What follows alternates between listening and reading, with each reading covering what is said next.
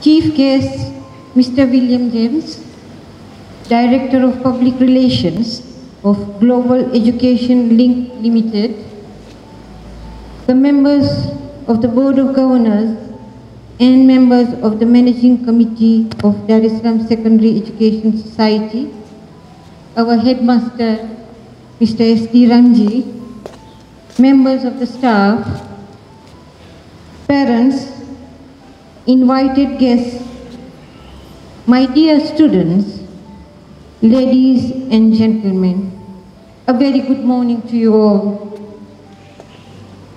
On behalf of the Headmaster, it is both my pleasure and privilege to welcome you all to the 32nd farewell comprise giving ceremony for the outgoing 67 A-level students on this bright Saturday morning. Graduation exercise like this one embodies one of the greatest secular rituals of our culture, both unique and strange, which fills the ancient fundamental purpose of community. This ritual dates back to Arabia in the 7th and 8th century, when literacy in that part of the world, in the Middle East, was at its peak. And the graduates that you see now from the university, they were clad with gowns and headgear, the kofiyas, which we very much admire. The ritual was later imported by Europe and has, through generation, known as the product of the West. At this juncture, I just want to add that a lot of contribution has been done not only by the Middle East, but even India and China. So the West is enjoying a lot of product of discovery from them. The famous scientist Avicenna, whose books are still being used by medical doctors after centuries, comes from the Middle East. Al-Jabir, the father of mathematics. The students know in mathematics they study about algebra. This name of the subject is derived from the famous mathematician Al-Jabir. As I stare out into the vast sea of shining faces, I see the best and the brightest amongst the students. Some of you will diversify in business, others will make spectacular works of art, yet others will be thinkers, healers, that means doctors, scientists, and politicians. You have a first-class education from a first-class school. So, believe in yourself, embrace discipline, practice patience, and cultivate the ability to think for yourself. You have a choice. You can either be a passive victim of circumstances or the active hero of yourself, of your own life. Create the highest and greatest possible vision and infuse your life with action. You are capable of more than what you think. So, don't wait for it to happen. Make it happen. Make your own hope. Make your own life. Do not wait for grace to come from above, but do something in such a way that grace comes automatically to you. In other words, wherever you go, no matter what the weather is, always bring your own sunshine. At the end of the struggle, you will be judged by your gallops and not by your stumbles. Success is not an accident. It is meticulous pre-planning, achievement by hard work. It is making intrepid decision. Intrepid means those which are very tough. Jawaharlal Nehru, the famous Prime Minister of India, has to say the following, I quote, "Success often goes to those who dare.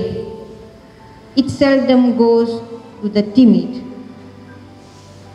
Success is overcoming of challenges.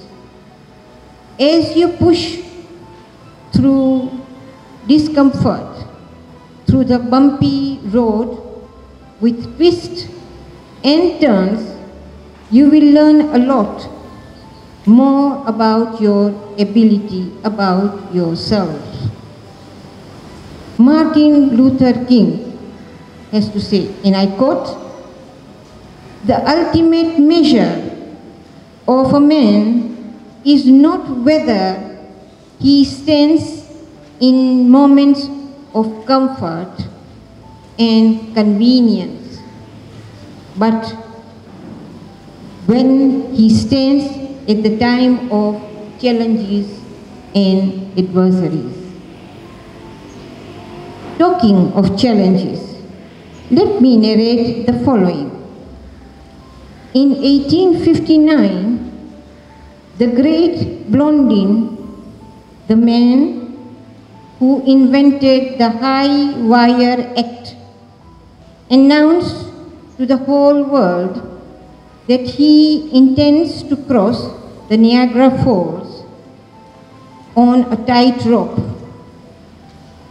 5,000 people, including the Prince of Wales, then gathered to watch him. Halfway across, Blondin suddenly stopped.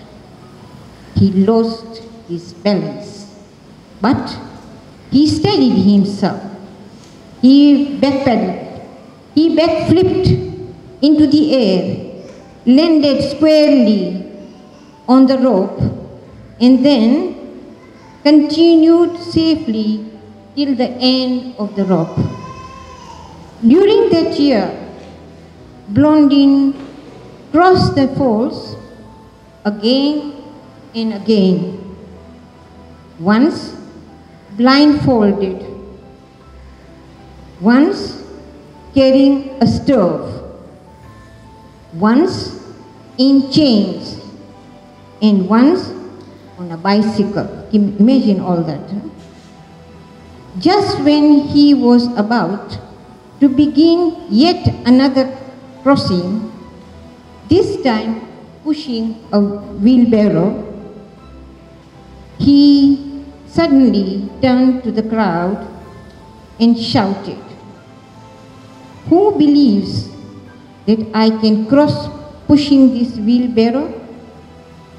Everyone in the crowd put up their hands. Addressing one member among the crowd, he asked, "Do you believe that I can do it?" The reply, "Yes, I believe." "Are you certain?" was the next question. "Yes," was the reply again. "Absolutely certain?"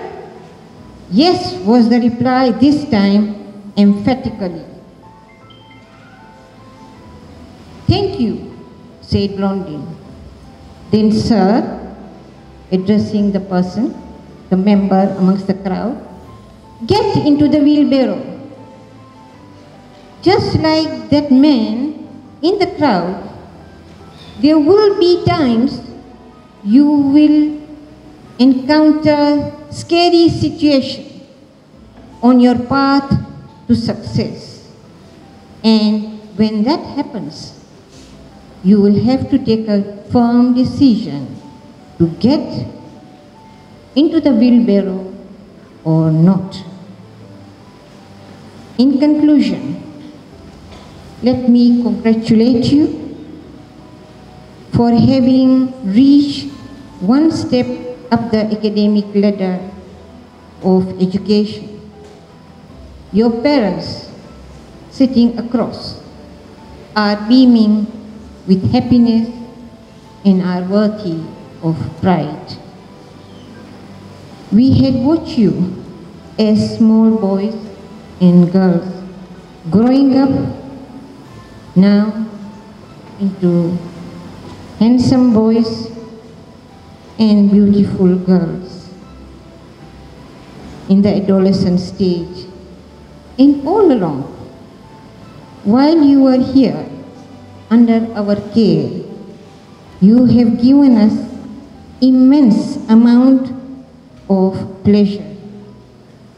With these remarks, I once again welcome you to this morning function. May God bless you.